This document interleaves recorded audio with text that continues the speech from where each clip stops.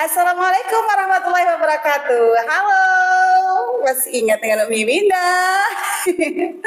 Alright, balik lagi dengan Umi Winda dalam storynya Umi Winda ngobrol mini. So, ada apa hari ini ya? Umi Winda mengundang siapa ya? Kira-kira mau bahas apa ya? Oke, langsung aja ya kita sambut bintang tamunya. Silakan. Ini dia salah dua personel dari Sekolah IT Al-Wasliyah yang memang keberadaannya wajib ada dan wajib dipertanyakan kalau ada terjadi apa-apa. jangan khawatir ya, jangan terlalu jauh mikirnya ya. So, kita kenalan dulu ya dengan Umi Popi dengan Ustadz Wani. Keduanya adalah kalau Umi Popi selaku koordinator tahfiz dan tahsin dan ditemani dengan Ustadz Wanil. Jadi guru-guru yang ada di Sekolah IT Al-Wasliyah itu wajib basicnya mampu membaca Al-Quran. Baik itu wali kelas, asisten, guru bidang studi maupun staf, mereka itu wajib melewati pantauan Umi Popi dan Ustadz Wanil. Kalau enggak kenapa? Ya enggak boleh, karena memang itu adalah basic kita. Jadi kita mau ngapain hari ini? Mau ngobrol sesuai dengan tema yang sudah Umi Winda persiapkan, yaitu tips menjadi penghafal Al-Quran sejati. Ya, tips menjadi penghafal Al-Quran sejati. Sudah terbayang ya? Insya Allah. Iya, insya Allah. Sudah banyak pengalaman ya? Insya Allah. Loh, kok ketawa?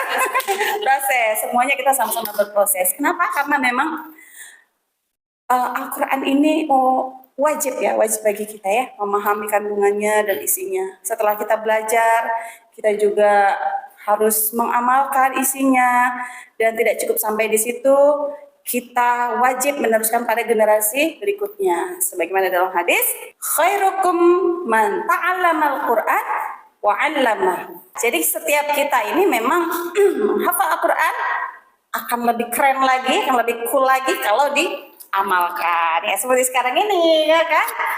Balik lagi ke tema kita, yaitu tips menjadi penghafal Al-Quran sejati. Sebelum menjadi penghafal Al-Quran sejati, seberapa besar pengaruh dalam hidup kita ini, terkhusus Ustadz Wanil, dalam menghafal Al-Quran?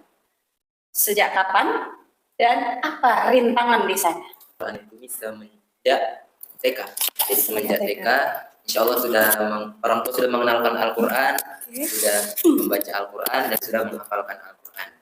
Oke. Jadi TK. SD berhenti? SD tidak. Tidak berhenti, lanjut ya, tetap lanjut. SMP? Lanjut. Lanjut, apalagi dengar-dengar dari pesantren ya. Tadi rintangannya apa rintangannya? Kalau rintangan itu terutama itu yang paling besar dampaknya itu dari lingkungan. Kita menghafal, lingkungannya nggak hafal, kita baik budi, lingkungannya nggak baik budi, benar? Itu maksudnya tadi. Dan kayak seperti kita belajar Al-Quran, misal dalam kelas, tetapi kawan-kawan kita tidak belajar Al-Quran, atau ketika jamnya menghafal Al-Quran, kawan-kawan malah bermain. Jadi otomatis kita terikuti gitu. Lingkungan ya, lingkungan ini salah satu paling berdampak ya. Jadi kalau menurut Umi Popi sendiri, bagaimana mengatasi lingkungan kalau memang lingkungan itu menjadi penghambat kita menghafal Al-Quran? Bisa dibantu jelaskan? Sebenarnya lingkungan yang pengaruh paling besar ya Umi. Setelah itu niatnya juga. Kalau niat kita kurang kuat, jadi kita gampang terpengaruh seperti itu. Jadi ya yang pertama kita rubah, niat kita dibenarkan dulu. Seberapa besar kita mau menghafal, seberapa besar kita memang mau menunjukkan bahwa lingkungan itu sebenarnya nggak masalah, asalkan kita niat gitu, seperti itu. Oke, pemirsa, ini sudah dapat 2 tips menjadi penghafal Al-Quran sejati. Yang pertama itu lingkungan, yang kedua niat. Ada yang ketiga. Ada yang ketiga, silakan. Adalah dorongan dari orang tua. Support, iya, support. Oke, Masya Allah. Jadi terus di support selama ini? Alhamdulillah, iya. Di support, Masya Allah. Support number 1. Di Sekolah IT Al-Wasliyah, kita juga selalu mengharap bimbingan dari orang tua untuk anak-anak merojak. Benar kan? Kalau seandainya orang tua nggak support, ataupun orang tua cuek, tapi anaknya mau, jadi bagaimana ini Umi? Apa peran guru dalam hal ini? Kan kita di sini banyak mendapati anak-anak yang tidak support di lingkungan rumahnya ya kami. Jadi kami menghimbau untuk anaknya maupun orang tuanya, jika orang tua tidak mampu dalam artian misalnya sibuk sana kemari urusan duniawi, begitupun belum benar bacaan Al-Qur'annya, maka dengarkan terus murotalnya, jangan putus meskipun sedang tidur, meskipun anak-anak bermain, jangan bilang orang anaknya lagi tidur kok ya udah dimatiin, atau anaknya main-main dia nggak mendengarkan, sebenarnya nggak, otaknya tetap merekam gitu. Jadi itu salah satu tips juga untuk menghafal Al-Quran gitu, karena ada anak bayi aja 3 tahun udah hafal Al-Quran padahal belum bisa baca Al-Quran. Karena apa? Mungkin didengarkan terus selama 24 jam everyday sama orang tuanya. Didengarkan murotal Al-Quran, jangan didengarkan yang lain-lain ya Bun ya. Oke, sepakat ya, kalau tak mampu kita memberikan support, setidaknya kita mampu mendengarkan murotal Al-Quran. Jadi nuansa rumah itu benar-benar nuansa Al-Quran gitu ya. Oke, jadi sudah 3 tips ini ya kita dapatkan menjadi penghafal Al-Quran sejati. Namun sebelum menghafal, kita itu pintar dulu membaca Al-Quran, tahsin ya, tahsinnya sudah benar, atau menghafal, atau beriringan, atau yang mana dulu ini? Menghafal dulu atau belajar dulu? Baiknya yang bagaimana ini, Umi? Silakan. Allah sudah menafsirkan dalam Quran surah Al-Qamar ayat 32, walaqad yassarnal Qur'ana lidzikri fahal min muddakir. Telah dipermudah oleh Allah Al-Quran itu untuk dipelajari. Nah, jadi ketika kita ingin menghafal Al-Quran, ada baiknya kita belajar tahsin atau tajwid Al-Quran itu dulu. Jadi setidaknya agar memudahkan kita apa yang kita baca dan kita tangkap ke otak kita. Kita ingat. Benar ya, masuk akal ya, berlandaskan juga dengan dalilnya. Jadi misalnya ini nggak sempat belajar, sibuk terus. Tapi dia mendengarkan murotal, memang hafal itu bagaimana pula itu? Iya. Umi Popi, iya apa? Apa kira-kira? Ya, selain ada anak bayi yang udah bisa menghafal Al-Quran tanpa dia bisa baca dulu gitu. Dan terus di TV juga banyak kita lihat ya yang udah viral-viral yang bayi itu ya. Bayi, terus ada yang memang udah dia otaknya udah nggak sempurna gitu nih. Sesuatu yang tidak mudah gitu, sesuatu yang mustahil dia untuk menghafal Al-Quran, tapi Allah tunjukkan bahwa dia bisa menghafal Al-Quran. Itu kan memang salah satu mukjizat Al-Quran yang kami dipermudah gitu. Karena apa? Bukan dia karena baca dulu, tapi karena dari pendengarannya dulu gitu. Berarti kan support system di lingkungan rumahnya memperdengarkan terus. Memang nggak bisa dipungkiri selalu ada murotal kasus tertentu memang ya. Jadi kalau untuk wanita dewasa ya seperti kita ini, kalau kita memang ingin menghafal Al-Quran ya tetap juga harus belajar gitu ya. Apalagi kita dimiliki anugerah bisa berpikir, bisa membaca, dan di sanalah kita bisa belajar tahsin tadi gitu ya. Jadi setuju ya teman-teman ya, kalau menghafal itu memang harus juga dengan belajar tahsin, diperbaiki dulu tahsinnya. So, berbicara tentang tahsin, di sekolah ITE Al-Wasliyah, kita tak luput dari sosok yang paling support memberikan pendidikan yang terbaik untuk anak-anak. Di mana anak-anak sul menghafalnya itu benar-benar dapat, makhrajul hurufnya itu benar-benar dapat, kemudian fasahanya itu benar-benar dapat. Mau tahu siapa pembimbingnya? Kita panggilkan yang satu ini. Assalamualaikum Umi Mulan, apa kabar? Oke. Terus? Yes. Terima kasih ya sudah mau hadir bersama kita di sini ngobrol ini sama Umi Binda. Jadi pemirsa, Umi Mulan ini secara basicnya itu bahasa Inggris ya, Kalau saya jurusannya Inggris ya di salah satu kampus favorit di Sumatera Utara. Nah, namun meskipun begitu, yang basicnya berbahasa Inggris, Umi Wulan ini ketika datang pertama kali di sini tidak ingin berhenti begitu saja untuk mengembangkan bagaimana cara membaca Al-Quran yang baik dan benar, dan dilanjutkan dengan menghafal. Dan boleh ya Umi Wulan kisahkan beberapa poin perjalanan Umi Wulan selama di sekolah IT ini untuk memberikan pembelajaran yang terbaik anak-anak kita di sini. Pengalaman Umi Wulan yang kita ketahui di sini dengan terbesarnya dulu datang meskipun udah pandai ngaji, meskipun udah pintar, udah bagus bacaannya, tapi tetap menuntut ilmu, menimba ilmu di suatu tempat ma'had gitu ya, yang memang khusus hanya untuk belajar tahsin di sana. Nah, pengalaman itu bagaimana Umi Wulan? Boleh dikisahkan untuk memotivasi para peserta yang ada di luar sana? Iya, terima kasih sebelumnya Umi Winda.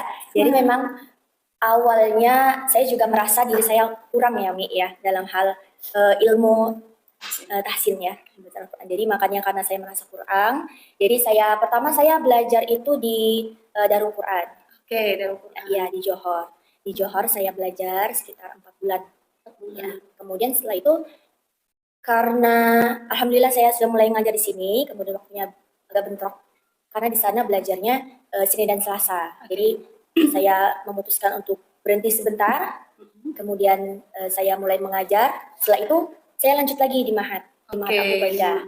Dari yang 4 bulan di sana sudah dapat ilmu? Insya Allah nih, Sudah terutama dapat ilmu. makhorijul huruf huruf hijaiyah ya Mi. Dan bisa diterapkan ke anak-anak begitu ya? Iya insya Allah Mi. Ya. Karena di sana juga saya merasa juga masih kurang, butuh ilmu juga, makanya saya melanjutkan di Mahat Abu Ubaidah untuk memperdalam lagi mengenai tahsin ya Mi ya. Dan sampai sekarang masih berjalan. Tuh masih berjalan, masih belajar. Ya, masih. Tuh kan, padahal di sini udah jadi guru senior, anak-anaknya udah the best. Teman-teman di sini juga banyak belajar sama Umi Wulan, tapi masih belajar. So never ever stop Learning. Insya Allah. Aduh, tenang ada. Ini Umi Wulan bisa dicontoh ya untuk mendengar budiman untuk menjadi penghafal Al-Quran sejati dan dibarengi dengan membaca Al-Quran. Never ever stop learning Al-Quran. Soalnya dulu Umi Winda itu pernah belajar sama yang memang sudah bersanad di surah Al-Fatihah itu ada nyangkut. Waktu itu ada huruf sa ya. Ihdinas siratal mustaqim. Please comment please. Kalau dari yang saya belajar sama ustadz saya yang juga bersanad Mesirmi. Nah, beliau mengatakan huruf sa dan huruf so itu tidak jauh beda. Kalau huruf sa itu dan so itu setidaknya ada keluar nafas dari sela-sela gigi kita kayak so, sa. Jadi memang untuk makhraj huruf so ini, jadi peletakannya ujung lidah itu di bawah gigi seri. Ya, gitu ya. itu.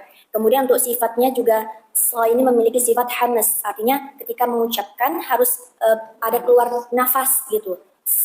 Ada seperti itu. Oh ya. Oke. So gitu.